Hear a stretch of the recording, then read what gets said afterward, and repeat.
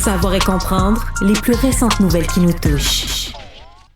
Alors, Alexandre, les libéraux réélus pour un 4e mandat, ce qui apparaissait impossible à Noël, ce parti... On se demandait si le Parti libéral allait survivre après Justin Trudeau, mais il est réélu sous Mark Carney. Et dans les circonstances, c'est effectivement tout un tour de force parce qu'avant la dissolution de la Chambre des communes, les libéraux, donc, étaient minoritaires à 152 députés. Et là, on est en voie d'en avoir 168. Je vous rappelle que le chiffre magique pour obtenir cette majorité aurait été de 172. Donc, on aurait été aux portes de la majorité.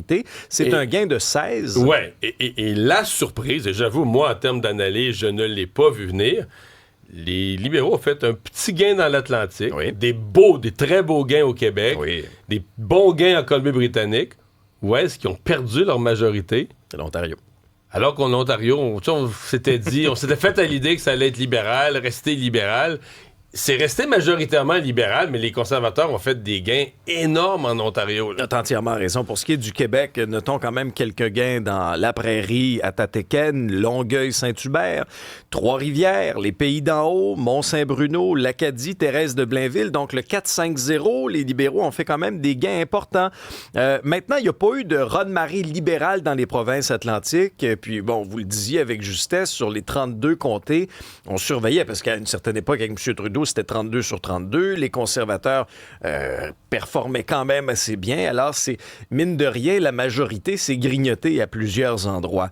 La grande majorité des ministres sortants ont été réélus, là, que ce soit François-Philippe Champagne, qui était, ma foi, en feu hier dans les célébrations. Je pense qu'il est encore debout sur une table en train de célébrer. Les bras je pense qu'il a dormi les baguettes en l'air. Il est incroyable. Mélanie Joly également, Stephen Guilbeault, Dominique Leblanc. Et dans son discours de victoire à Ottawa, et je vous résume les principales citations de Mark Carney, qui a été élu, donc, lui, dans la circonscription de Népine avec une forte majorité, au-delà de 21 000 votes de majorité. Il veut défendre les intérêts du Canada face à la menace de Trump. Il a réitéré l'importance aussi de diversifier l'économie canadienne avec des partenaires fiables. Les grands changements sont toujours inquiétants, disait-il. Nous aurons du chemin à faire. Mais j'ai confiance en vous, j'ai confiance dans le Canada, nous allons nous battre. Et il s'est adressé aux Québécois aussi. Mais il y avait comme pas le choix, là. Ben oui, parce que là, c'est quand même des résultats très, très bons pour le Québec. Et il disait, avec la forte équipe de députés québécois que vous venez d'envoyer à Ottawa, nous allons faire en sorte que le Québec continue de prospérer au sein d'un Canada fort. Non, et on attendra de lui qu'il y avait déjà des ministres forts, Mélanie Joly, évidemment François-Philippe Champagne et d'autres, mais je pense qu'on s'attend à une présence du Québec, compte tenu des résultats d'hier, une présence des Québécois dans des postes importants de son futur cabinet.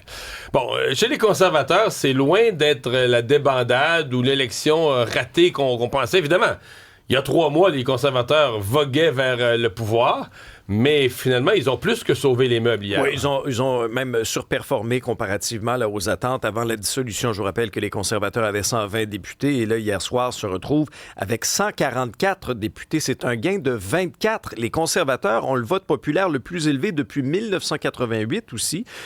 Quelques victoires importantes, notamment Éric Lefebvre dans Richemont-Arthabasca. Dans la région de Québec, Gérard Deltel et Pierre Paulus sont réélus. Par contre, Hugo Langlois n'a pas réussi à ravir Beauport-Limoilou. C'est plutôt Steve Lavoie du Parti libéral qui a remporté la circonscription qui était détenue auparavant par la bloquiste Julie Vignola. Mais le libéral a gagné dans Beauport-Limoilou, mais le Parti libéral a été... On pensait qu'en enlevant du cabinet Jean-Yves Duclos, que le Parti libéral avait insulté les gens de Québec, qui sont des gens fiables, il n'y avait plus de ministre. Moi, au contraire, là, Jean-Yves Duclos semble avoir eu une zone d'influence... Même dans le comté de Gérard Deltel, même dans le comté de Pierre Paulus, dans Charlesbourg, des comtés que les conservateurs ont conservés, mais en 2e position, très, très fort, là, qui ont quasiment chauffé les vedettes conservatrices. C'est pas des bloquistes, c'est les libéraux. Les libéraux sont sortis très fort dans le Grand Québec. Ouais, et maintenant, dans le cas de Pierre Poilievre, ce qui nous a été confirmé ce matin dans le décompte, c'est qu'il est battu dans sa propre circonscription. La circonscription de Carleton, une circonscription donc d'Ottawa qu'il détenait depuis une vingtaine d'années, puis il est battu là, par près de 4000 voix. C'est le libéral Bruce Fanjoy qui a remporté la circonscription. Pierre Poilievre, dans son discours hier, je vous relate ses principales citations. Il a dit « Nous savons que le changement est nécessaire, mais il est difficile à obtenir. Le changement prend du temps et du travail. C'est pourquoi nous devons tirer les leçons de ces élections afin d'obtenir un résultat encore meilleur pour la prochaine fois. » 3 phénomènes là, qui semblent expliquer... Parce que c'est quand même dans une soirée où les conservateurs font élire une vingtaine de sièges de plus, ont une excellente performance en Ontario. Leur chef est battu en Ontario. Non? Mais on dit, la région d'Ottawa est très libérale. 2, dans son programme, il voulait couper beaucoup de fonctionnaires. Ça a l'air qu'il y en a beaucoup dans son comté.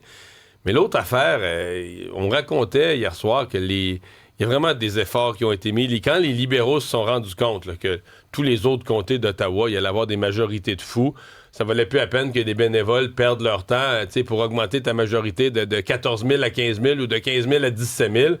Alors, semble-t-il qu'on a déplacé pas mal de travailleurs d'élection et de bénévoles vers le comté de Pierre Poilievre pour aller le battre chez lui. Ceci dit, on fait quoi maintenant chez les conservateurs si on décide que... À moins qu'on décide qu'on veut changer de chef, mais si la majorité, le caucus, les membres, on veut garder Pierre Poilievre comme chef, faut faire démissionner quelqu'un. Il faut prendre un député de l'Alberta ou ailleurs. Là. Donc, créer quoi? Une élection partielle. Dans un comté sûr? Oui, et dans un comté sûr. Et potentiellement, là, comme ça s'est déjà fait dans le passé, on pourrait même implorer l'espèce de noblesse là, de Mark Carney de dire, regarde, là, il y a un député qui démissionne, la partielle, là, niaise-nous pas 5-6 mois, là, déclenche-la tout de suite, présente personne, une espèce de formalité de dire, permet au chef de l'opposition, qui représente 140 quelques sièges à la Chambre des communes, permet-lui de faire son entrée pour venir jouer son rôle de chef de l'opposition officielle. Et probablement que Mark Carney dirait oui, dans le sens que tu veux pas jouer t'es nouveau premier ministre, c'est lui jouer au mesquin pour du niaisage, pour empêcher de Pierre Poilievre pendant quelques mois de siéger. C'est le genre d'affaires que le public apprécierait pas. Donc, ça sera à surveiller, évidemment. Faut que t'en convainques un. Faut qu'un conservateur accepte. Puis, exemple, une fois où c'était arrivé au Québec, c'était en 1985. Robert Bourassa est élu premier ministre, perd son comté. Lui n'est pas élu dans son comté. Sauf que quand tu es au gouvernement, tu peux offrir à celui qui se retire une nomination. Là. Oh! Ben oui, tu offres une job, tu dis, regarde, on va te nommer quelque part, là, retire-toi. Puis quand tu es dans l'opposition, t'as pas ça. Il faut vraiment qu'un député se sacrifie ou pour le parti, comme ils disent au hockey dans les échanges, pour considération future. Là. Mais donc, c'est pas si simple quand même. Donc voilà pour les conservateurs. Du côté du NPD, là, ça a été l'effondrement le plus complet. Ah non, écoute, avant la dissolution, 24 députés, après 7 seulement. Le NPD qui perd son statut de parti reconnu, il aurait fallu donc 12 députés. En fait, reconnu, comprenons, à la Chambre des communes. Exact. Parce que les gens y étaient mêlés hier soir. Le parti va toujours être reconnu par Élections Canada comme un parti officiel, le nouveau parti démocratique. Si les gens veulent faire un don, etc., il y a son logo de parti, puis ses lettres de créance de parti. C'est que la Chambre des communes ne les reconnaîtra plus comme un groupe parlementaire, là, avec des droits de parole, des budgets de recherche, toute une série d'avantages qui sont reconnus au groupe parlementaire, à moins que les conservateurs, les libéraux, le Bloc, les autres partis disent, mais à 7, là, c'est pas dans le sac qu'on va leur donner cette reconnaissance-là. Non, d'ailleurs, Jack Meeting, hier, a démissionné de son poste de chef, démissionné après 8 ans, va rester en poste jusqu'à ce que le parti nomme son successeur. Et dans le cas du NPD, même dans sa circonscription, il n'a pas été élu dans Burnaby Centre. Troisième. Avec troisième. 18 quelque chose. Il n'y a même pas 20 du vote dans son comté. Là. Le libéral a 42 dans Burnaby Centre. Alors, c'est vraiment une déconfiture. Le seul qui a survécu, en tout cas, Alexandre Boulris, c'est le, vraiment le dernier des Mohicans dans Rosemont, la petite patrie. Dans le cas de Jack Meeting, on l'a senti très, très émotif dans son discours, a déclaré que c'était l'honneur de sa vie de servir les gens de Burnaby Centre, a tenu à remercier sa femme aussi pour son soutien, qui a été son rock, sa fondation pendant toutes ces années. M. Singh a dit aussi qu'il y avait assez de richesse au Canada pour que nous vivions toute la vie que nous méritons. Ouais. Mais il y a beaucoup de questions. Là. C'est l'avenir du NPD. On posait la question, hier, des gens posaient la question, est-ce qu'Alexandre Boulris pourrait jouer le rôle? D'abord, se présenter à la chefferie. J'en doute un peu. Est-ce qu'il pourrait être le chef par intérim, là, compte tenu de l'expérience qu'il a, dans les 7 restants, être le chef par intérim qui tienne le fort pendant qu'on choisit un chef? Est-ce qu'on choisira un chef dans cette toute petite députation où est-ce qu'on pourrait aller chercher une personnalité connue de la gauche, mais à l'extérieur du caucus? Mais je pense qu'il y a des années difficiles qui s'en viennent là, pour le NPD. Et sincèrement, Jack Meeting, tu as utilisé le mot de déconfiture, mais si on considère qu'en décembre dernier, le NPD, pendant un sondage ou deux, était devant les libéraux. À la marge, 1% ou 2%, mais quand même était devant les libéraux. Et qu'à ce moment-là, à la Chambre des communes, ils se sont levés pour voter pour sauver les libéraux, pour éviter une élection et sauver les libéraux, pour finalement laisser entrer Mark Carney, et que là, eux sont rayés de la carte, ni plus ni moins, comme parti. Ouais. C'est toute une erreur stratégique dans l'histoire du parti. Autre candidature vedette qu'on surveillait dans Berthier-Masquinongé, c'était Ruth-Hélène Brosseau, qui termine 3e avec 21% des voix. C'est le bloquiste Yves Perron, donc qui conserve la circonscription. Mais malgré tout, j'ai trouvé qu'elle a bien performé. Je m'attendais à moins, parce qu'elle s'est présentée à la dernière minute. Elle s'est présentée quasiment à la date limite des candidatures. Pas eu le temps de s'organiser dans un parti qui va nulle part au Québec. Alors, malgré qu'elle a perdu, qu'elle ait fini 3e, j'ai quand même trouvé que ça confirmait son énorme popularité personnelle dans le comté. Bon, parlons du Bloc. Et là, pour le Bloc, on est passé à travers toutes sortes d'émotions. On a perdu beaucoup de députés. À un point dans la soirée, on a cru qu'on avait la balance du pouvoir. Et même quand Yves-François Blanchet a pris la parole devant ses membres, il pensait avoir la balance du pouvoir. Mais là, finalement, le portrait est un peu moins beau pour le Bloc. Ben oui, parce que je vous rappelle, chiffre magique, 172. Les libéraux en ont 168. Alors, il faudra aller se chercher peut-être des appuis, 4 appuis supplémentaires. Est-ce qu'on ira les chercher auprès des 7 députés du NPD ou au contraire, on courtisera le Bloc québécois dans certains cas? Ou on négociera à la pièce avec l'un ou l'autre. Mais chose certaine, c'est que les 7 députés du NPD, même s'ils sont très peu, c'est assez pour donner aux libéraux un vote gagnant à la Chambre des communes. Là. Mathématiquement, tu as raison, c'est possible. Le Bloc québécois était des forces avant la dissolution. 33 députés et hier, 23 députés. Donc, le Bloc a perdu 10 circonscriptions. Yves-François Blanchet, lui, a été réélu par une forte majorité dans sa circonscription de Belleuil-Chambly, plus de 9900 voix d'avance. Mais maintenant, le Bloc a perdu des comtés clés aux mains des libéraux. Pensons à la Prairie qui était détenue par Alain Terrien, qui était le leader parlementaire. Leader parlementaire du Bloc. Mais dans Gaspésie, Île-de-la-Madeleine, et ça a été une des grandes réjouissances du Bloc québécois, Alexis Deschênes qui remporte Gaspésie, Île-de-la-Madeleine, il la remporte la circonscription aux mains de l'ancienne ministre Diane Leboutillier. Et qui va devenir un des piliers du Bloc. Oui, là. Quand il faudra envoyer quelqu'un en entrevue, à la télé, n'importe où, préparez-vous, Alexis Deschênes va devenir une vedette du Bloc. Ah oui, ex-journaliste, avocat, quelqu'un qui s'exprime très, très bien, qui avait tenté sa chance quand même à plusieurs reprises de se faire élire. Sa candidature d'ailleurs au Bloc, parce qu'il s'était présenté auparavant là, pour le Parti québécois. Et je pense que Paul Saint-Pierre Plamondon planifiait l'avoir dans ses candidats vedettes de la prochaine élection québécoise. Là, quand il a fait le saut au Bloc, en fait, ça a été vu comme un coup quasiment de traite là, du Bloc de voler un candidat au PQ.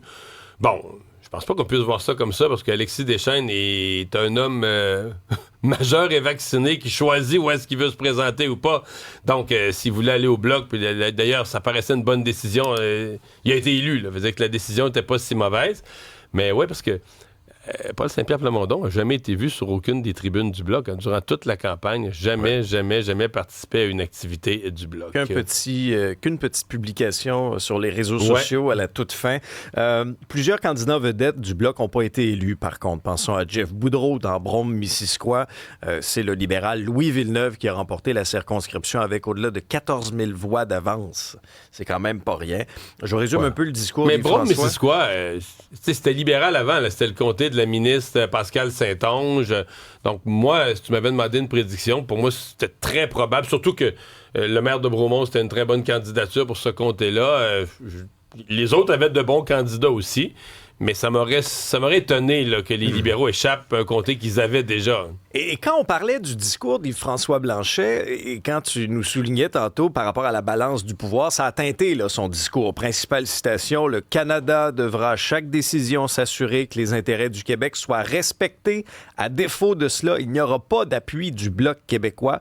Il a affirmé également, M. Blanchet, que le Canada, avec l'appui du Québec, sera plus fort dans ses négociations avec les États-Unis. Il reste encore au moins un comté mystère là, au Québec.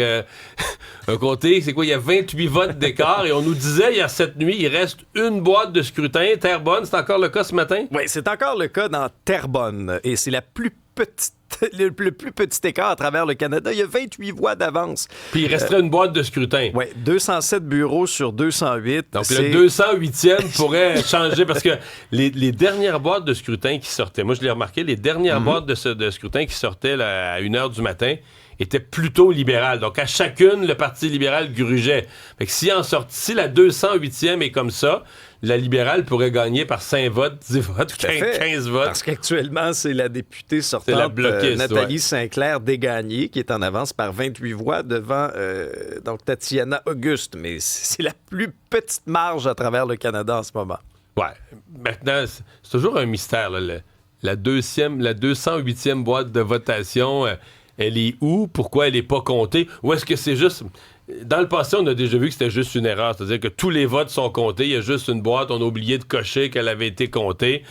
Mais qu'est-ce qui se passe dans ce comté-là? On devrait en savoir davantage. Ça devrait se clarifier ce matin. Donc, les gens de Terrebonne, pour l'instant, vous avez une députée bloquiste, mais ça reste très fragile. Des réactions à travers le monde à cette élection au Canada? Quelques-unes en rafale, notamment. On attend toujours celle du président Trump, qui s'est immiscé dans la campagne hier avec sa publication. Là, c'est un ancien président, Joe Biden, lui, qui a félicité Mark Carney pour sa victoire sur X. Il a félicité le premier ministre et le Parti libéral pour leur succès aux élections canadiennes. Il s'est dit convaincu qu'il serait un leader fort qui va défendre les valeurs et les intérêts fondamentaux que partagent les Canadiens et les Américains. Volodymyr Zelensky, président ukrainien, sur X, s'est dit être convaincu que le partenariat Ukraine-Canada va se renforcer avec la victoire de Mark Carney. Il le félicite pour sa victoire, remercie le Canada pour son soutien indéfectible. Et la Chine se dit prête à développer des relations avec le Canada après la victoire des libéraux. On comprend que depuis plusieurs années, il y a une certaine tension, c'est le moins qu'on puisse dire, entre Pékin et Ottawa. Il y a plusieurs différents d'ordre politique, des différents d'ordre commercial, exactement. C'est comme s'il en manque un, là. Les réactions à l'international, là. Il manque le Donald. Va vérifier, surveille pour l'instant, il n'y a rien sur Truth. Surveille le Truth Social, Alexandre. Je l'ai pas loin. Ça faisait réagir hier quand même que Donald demande aux gens de voter pour lui. Oui, c'était indécent de se mêler, de faire une publication politique s'adressant aux Canadiens le jour du vote. C'était d'une indécence la plus totale. Bon, les papis braqueurs. Oui. Ça s'est passé au procès de Kim Kardashian. C'est comme ça qu'on les appelle, les papis braqueurs, parce que c'est une dizaine de personnes, des sexagénaires, qui sont accusés d'avoir séquestré et volé la grande vedette de télé-réalité Kim Kardashian. Il y a presque 10 ans déjà. Ça s'était passé lors de la Semaine de la mode en 2016, alors que Kim Kardashian se rendait là pour faire différents défilés. Alors, hier, ils étaient 9 hommes et une femme. Au fait, c'est 9 hommes et une femme qui sont accusés. Il y en a qui sont décédés là-dedans. Il y en a qui ont de la difficulté à parler. Donc, c'est dans la nuit du 2 au 3 mai 2016. Elle était dans sa chambre d'hôtel. Il y a des hommes cagoulés qui sont entrés dans sa chambre et qui hurlaient fort: on veut ton ring, donc ta bague, grosse bague qui vaut à peu près 4 millions de dollars qui avait été offerte par Kanye West. C'est une bague de fiançailles. Au total, on dit que c'est 10 millions de dollars de bijoux qui ont été dérobés. Ça a duré une dizaine de minutes, mais Kim Kardashian s'est dit perturbée par la suite. Ce qu'on dit, c'est que l'un des accusés aurait été retrouvé grâce à l'ADN. Donc, lui, c'est confirmé qu'il était là-dedans. Puis ce que lui a dit hier lors de son procès, parce que c'était la première journée à Paris hier, c'est qu'il y aurait eu un commanditaire qui ne veut pas nommer, qui lui aurait proposé ce coup monté-là. Grâce à un informateur très proche de la vedette en question. C'est le vol le plus important en France dans les 20 dernières années, celle qui est suivie quand même par 357 millions d'abonnés sur Instagram. C'est énorme. Et hier, Thomas Schnell, qui est un collaborateur de TVA Nouvelle, était sur place parce que c'est assez ironique. Là, quand on pense à des voleurs dans la 70aine et plus, des gens amochés aussi, c'est rare qu'on entend ça. Puis hier, Thomas Schnell faisait la description de ceux qui ont témoigné hier. Ce matin, le procès s'est ouvert. Ils sont 10 à comparaître sur 12 accusés. Un des accusés est mort le mois dernier.